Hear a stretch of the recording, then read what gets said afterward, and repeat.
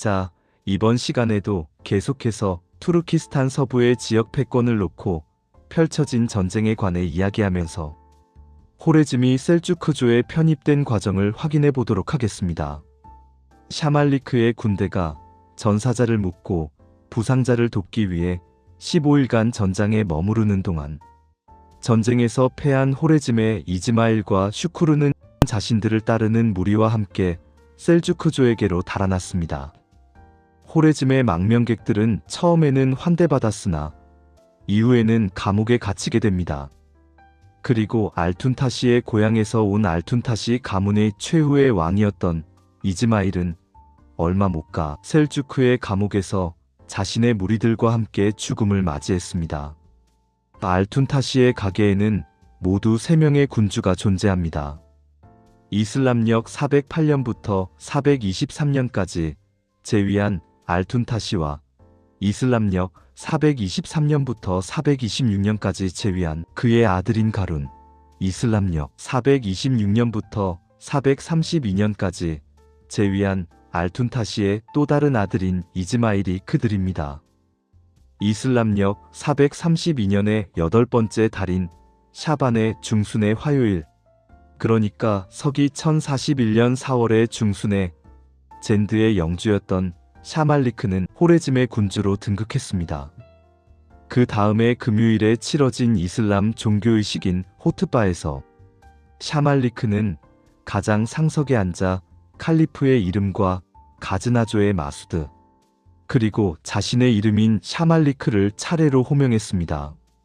그러나 같은 해인 이슬람력 432년이자 서기 1041년에 샤말리크의 후원자였던 가즈나조의 마수드는 권좌에서 타도됐고 이듬해인 이슬람력 433년, 그러니까 서기 1042년에 살해당합니다.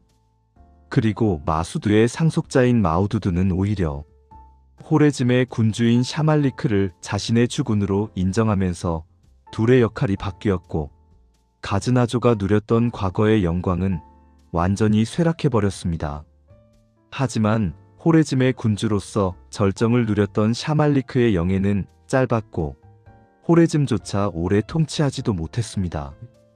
메르브의 셀주크조가 과거 자신들의 적이 세력을 강화하는 것을 무심히 지켜보지 않았기 때문입니다. 샤말리크를 가만히 놓아두는 것은 셀주크 가문이 이익에 전혀 부합하지도 않았습니다. 이슬람력 433년이자 서기 1041년과 1042년 사이에 셀주크의 다우드가 샤말리크의 호레즘으로 원정을 단행했으나 성공을 거두지는 못했습니다. 그러나 이듬해인 이슬람력 434년에 셀주크 가문이 용맹한 두 형제인 토그룰과 다우드가 재차 호레즘으로 새로운 원정을 떠났습니다.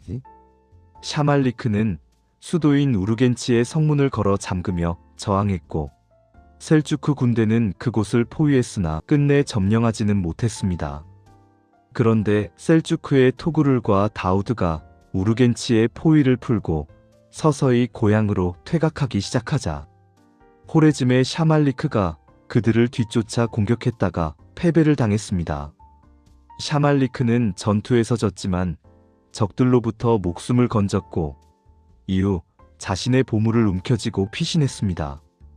오랫동안 다양한 장소에서 방랑하던 샤말리크는 결국 셀주크의 토그룰 백과 조우했고 이후 그의 운명은 알려지지 않았습니다.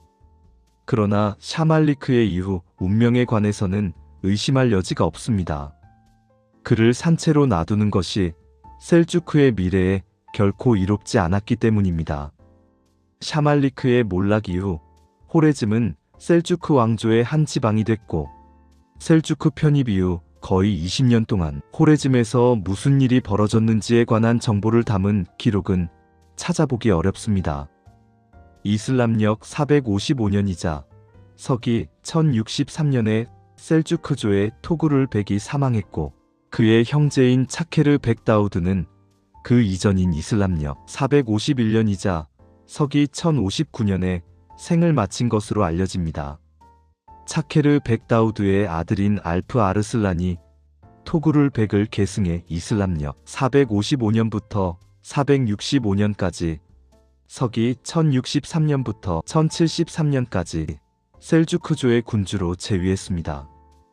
이슬람 역사가인 아라시르의 기록에 따르면 알프 아르슬란은 자신의 재위 초인 이슬람력 457년이자 서기 1065년에 젠드를 거쳐 부하라 근처에 있는 도시인 사브란으로 갔습니다.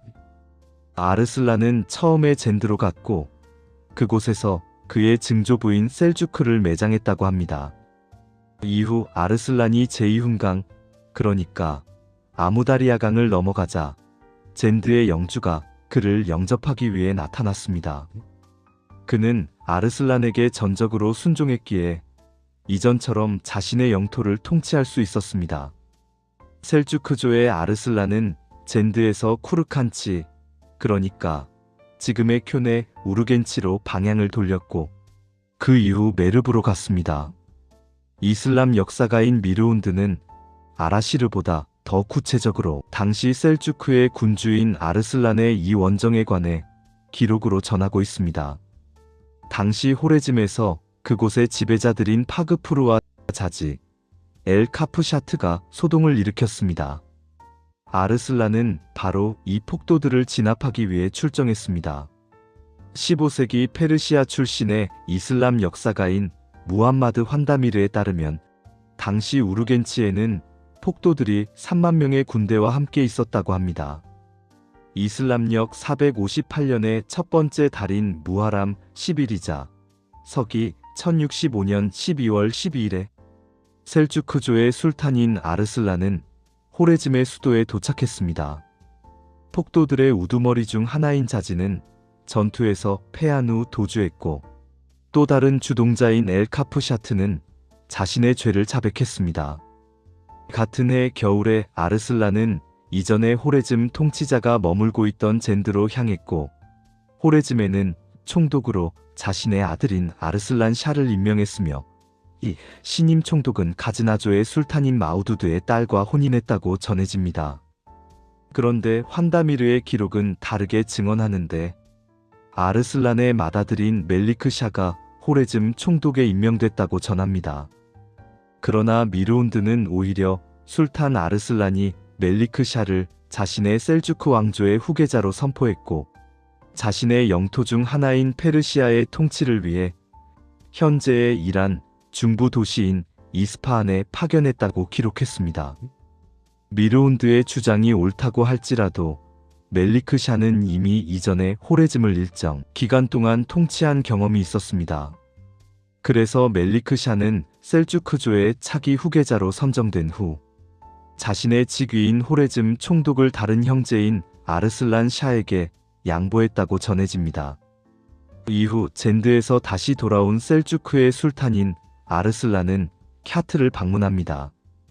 그곳에는 파괴된 이 지역의 번영을 재건하려는 건설에 많은 이들이 동원되어 일하고 있었습니다. 아르슬란은 캬트의 거대한 모스크도 건축하라고 지시했습니다. 이후 그는 셀주크의 거점인 메르브로 향했고 이슬람력 458년의 여섯 번째 달인 주마다 알사니의 7일이자 서기 1065년 5월 15일에 자신의 여정을 끝마칠 수 있었습니다. 호레즘은 이렇게 셀주크조의 영지로서 100년의 세월을 보내게 됩니다. 그러나 호레즘의 역사에서 면면이 이어져 온 반골과 저항의 기질은 셀주크조의 지배 하에서도 결코 끊어지지 않고 계속 이어졌습니다.